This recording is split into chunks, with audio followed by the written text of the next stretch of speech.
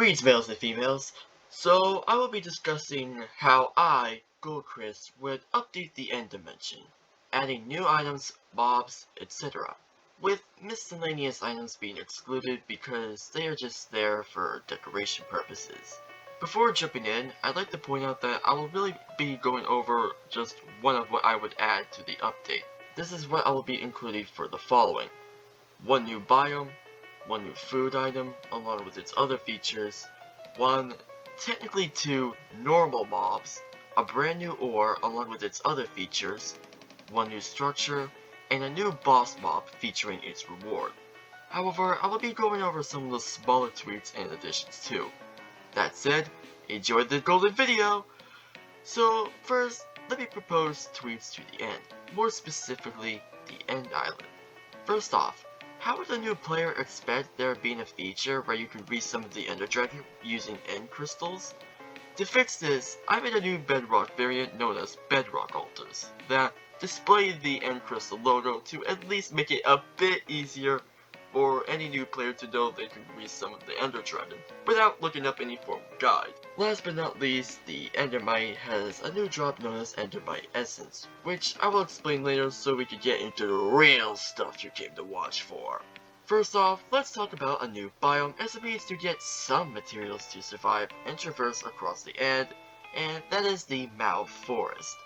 This is another one of those biomes whose instances are where the mushrooms have adapted to the environment of certain dimensions, and this ends up being one of them. Being more stable and open than the messy, tight crimson and warp forests. And yes, you can even make wooden items with the stems using Mauve wood. Though within this forest of tall mushrooms resides a new mob, new food source, and an item more commonly found here. The Mauve Forest has other features, as I've said, but I'll go over the new mob first since I said that first.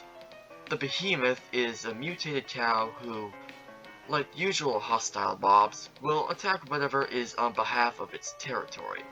Its method of attacking is that they will stomp the ground constantly as a preparation for the deadliest attack, as it'll lunge itself in the air in an attempt to slam on the last position you were standing on. It is also worth noting the Behemoth seems to have some supreme intelligence, as it has learned to counter shields. If it were to headbutt by using its horns when locked tight onto the blocker, it can create a double attack on your shield to deal extra damage. In other words, shields are near useless against the Behemoth, as it acts more like your last defense than used for a proper battle.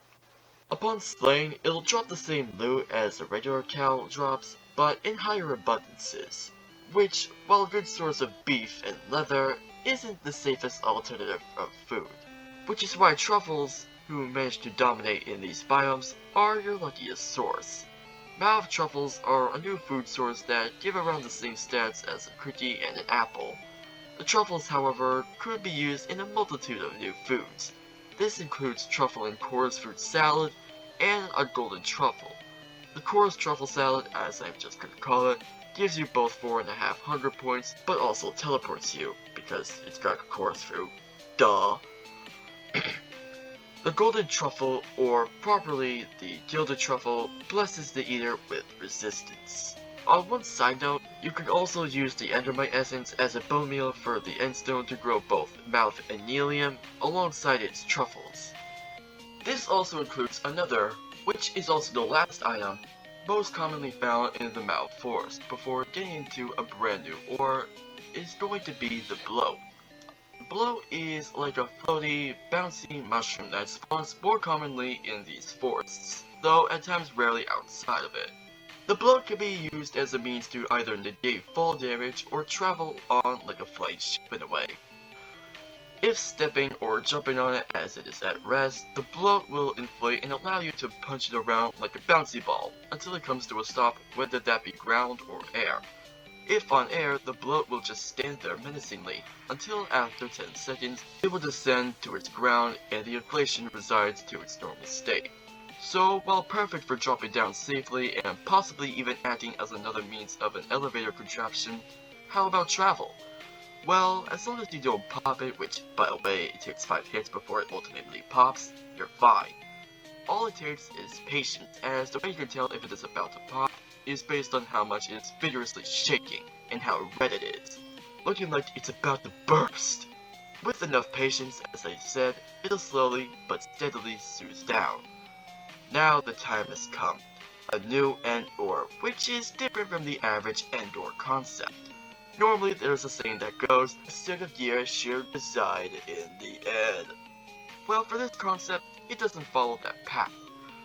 Enderite, better named shiny pink gold ore for the sake of my brand, are budded pink crystals that are about as common as overworld real gold and red gold ore. Enderman could also be seen around these crystals, at times being mesmerized by its magic. The niche for this, rather than being merely a better set than dark grey gold, is more used in teleporting properties. These recipes are as follows: the Gauntlet, shiny pink gold ore, Totem of Ascension, and technically it's block, but again it's a miscellaneous item. I'll first start off with the Gauntlet, as that is probably the most interesting. The Gauntlet is a brand new weapon made with the shiny pink gold shards, or as you might dub it, Enderite shards, and another new block known as Biotite, which is basically the stone block of the end dimension, but could be made into other recipes, which the Gauntlet ends up being one of them. The Gauntlet's special ability is akin to Enderman, a teleport to your oppressors, locking down tight at the entity while your Gauntlet charges, and wait when the highlight reaches a magenta color to prepare to teleport to your target. Keep in mind I say you must lock down tight at the entity in order to even teleport, so this requires some focusing gymnastics. The best part about the Gauntlet is it features enchantments, two of those being Teleport Well and Reversing. Teleport Well allows the Gauntlet to instantly attack who or whatever you teleport to, and Reversing, which instead of you teleporting to the target teleports to you instead. Unfortunately, to be the bearer of bad news, they cannot be forged together. Unfortunate, I know, but I make the ideas here, people. Anyways, the shiny pink gold orb, which is made from 5 ender pearls and 4 shiny pink gold bars, is like the bed, or colloquially, spawn point of the end dimension. Separating this from the respawn anchor, the shiny pink gold orb is an item you can warp back to as long as you both place it on a pedestal, a new block, and if you are carrying the Totem of Ender Ascension, which I guess I should discuss now.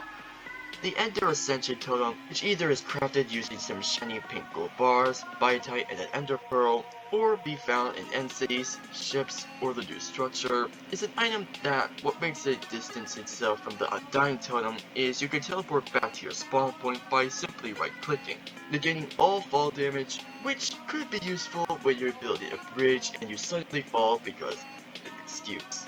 So pretty useful for very rough situations like if you were in a battle and don't have the items to suffice such a challenge. With all that out of the way now, it's time to join the topic of a new structure, more specifically the Shulker Factory. This is a structure of which shulkers are plentiful in this long-lost remnant. If stepped inside, you'll be given the advancement goal Lost and Found, hinting a little plausible story. Within this ancient remnant, you are to be met with groups of shulkers that protect both the loot and perhaps this mysterious object within center, which I will explain right now. In certain rooms of this factory, you may stumble across a room holding a redstone block, an item you will need for later. Each generated factory will be holding 3 redstone blocks in a random room guarded by shulkers. So, why, or to whom, have they left such a random choice of items in these rooms, and for what purpose? That answer to you people is the center object.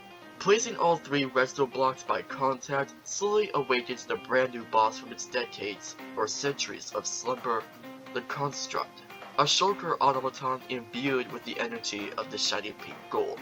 Once fully woken, the Construct will pop out of its biotite armored shell and hover around. What differentiates it from a typical shulker, however, regarding its difficulty, is its different type of shulker blood, known as a Power Bomb.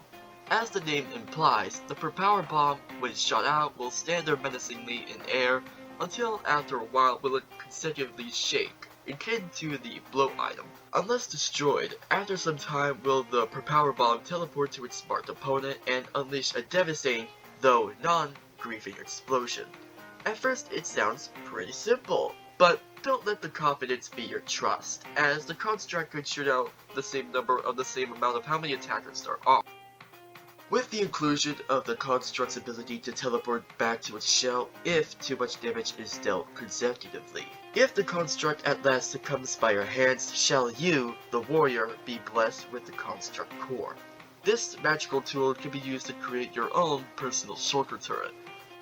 Enter the item in an empty shulker box, and thus you will have your own guard protection that shoots out per power bombs. I would like to point out two things, and that one of them being the turret relies on redstone activity to sustain your guaranteed protection. And two, being the turret won't actually die whilst dropping the item until it waits to be despawned, only for you to then rage quit the game, as it'll just be disabled by retreating its shell until it is in a full robust, ready to defend its creator once again. So, that was the video.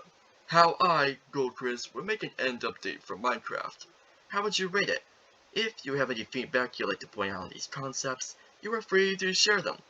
Anyways, that's it for this video, and I hope you, the viewers, are blessed with a golden day. Also, forgot to mention a little bonus feature, and gold